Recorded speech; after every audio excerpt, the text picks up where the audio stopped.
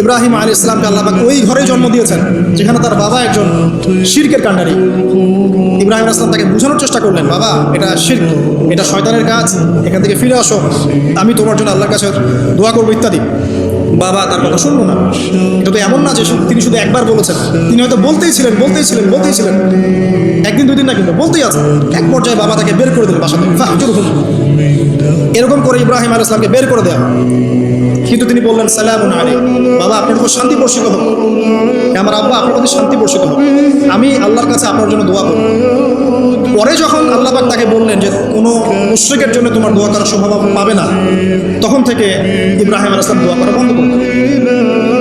এখানে দেখেন, ছেলে, একজন যুবক ছেলে, তার মধ্যে ঈমান এসেছে, সে তার পরিবারের চলমান শিরকের বিরুদ্ধে কথা বলছে, প্রয়োজনে সে সেখান থেকে স্কিপ করেছে, বের করে দেওয়া হয়েছে, সে চলে গেছে, তারপরেও কিন্তু তাওহীদের সাথে শিরকের আপোষ করে না।